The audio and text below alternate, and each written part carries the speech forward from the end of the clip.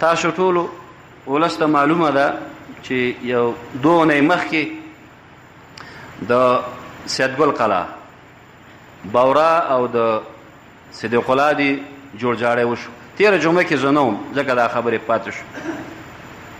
د الله تعالی ډېر عظیم احسان شو. دا د الله لوی کرم او فضل دی. ډېر زیات خوشحاله ټول ولس خوشحاله دی په دې باندې او خاص کر ټولو مشرانو په دې کې هلې ځلې کړي.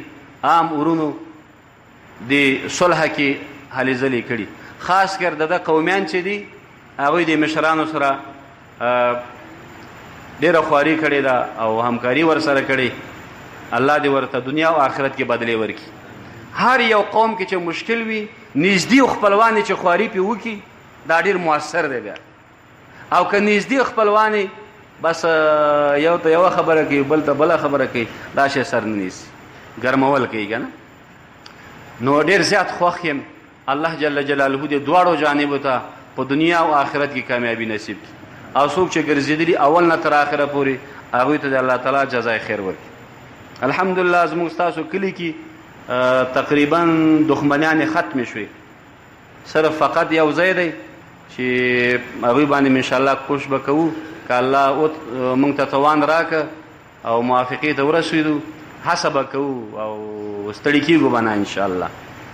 که کېږي که نه کېږي الله به موږ ته اجر راکوي انشاءالله. چې دا لوی مصیبت دی دښمني ډېر لویه فتنه ده دنیا او آخرت کې د عذاب دی. الله دې ټول مسلمانان وساتي. او ګوره یوه خبره ته کوم چې بیا ملاله نه شئ. مخکې هم دا خبره یو ځلې کړې ده. اترام کې یو ونه وه. په ونه باندې د 2 قومونو لانجه شوه. د سیړۍ ونه وه. دا زمنګ دی نور ویلې زمنګ دی. په دې باندې ډزې وشو. انسان ډېر اهمیت لري که ونه ډزې وشوي دواړو طرفونو نه یو مسلمان دا وفات شو. الله پوه شي چې دوی چیرته ځي. موږ دا نه شو ویلی چې شهیدان دي. دا پوه شئ که نبي علیه السلام مبارک نه چا پوښتنه وکړه.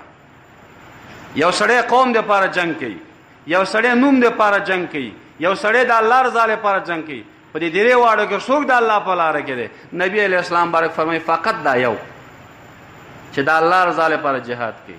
دا نور د الله په لاره کې نه دي.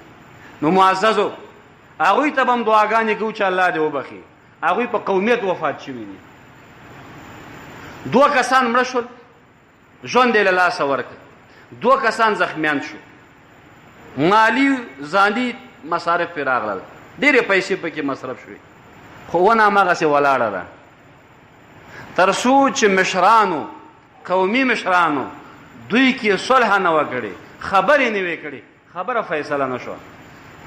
زه اوس افسوس دې ته کوم ولې دې ورونو د سپین ږیرو خبره نه منله ولې د علماو خبره یې نه منله مخکې د دې نه چې 2 کسان ځای شي.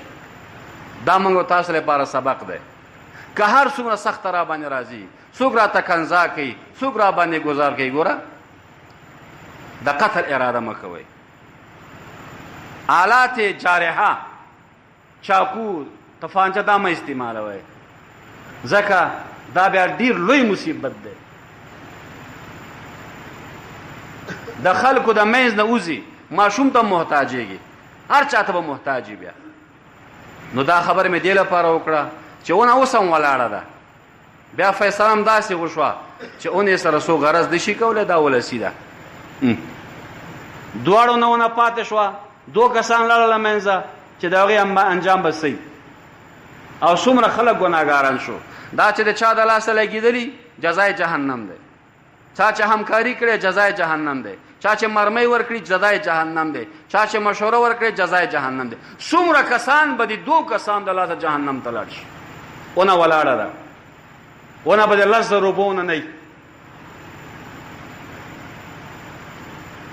او هغه خط چې موږ لیکلی د باورا او د صدیق الله ترمنځ هغه کې بیا د قومي مشرانو بعضو دغه مهرونه پاتې دي. که څوک امضا لري یا مهر لري نو مانځنه بعد هغه دروازې سره به شاګرد سره تاسو بیا ورشئ چې دا ختم دی لپاره موږ ایثار کړی دی پکې هغه وکړئ امضاګانې خپل مهرونه ولګوئ. الله دې موږ او تاسو همیشه لپاره اتفاق اتحاد باندې ولري. یا الهه زموږ ګناهونه معاف کړي. یا الهه موږ ته توفیق د نیک اعمالو راکړي. یا الهه موږ ته نیک اعمال آسان کړي.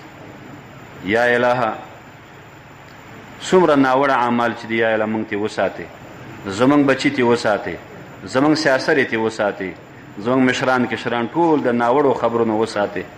یا الهه په دې صلح کې چې چا تکلیف کړی اول نه تر آخره پورې، یا الهه دوی په مشکلات دنیوي او اخروي حل او فصل وګرځوي. دې دواړو جانبو صدیق الله او بورا چې څومره د مشرانو خبره منلې ده او په ځان باندې فشار او بوش دا یې منلی دی، یا الهه دوی ته عوضونه په دنیا او آخرت کې ورکړي، خوشحاله او آباده یې لري. یا الهه څومره مسلمانان چې په هره ځای کې وي بې اتفاقي دښمنیانې وي، یا الهه هغوی ته توفیق ورکړي چې خپل مشکلات دا ختم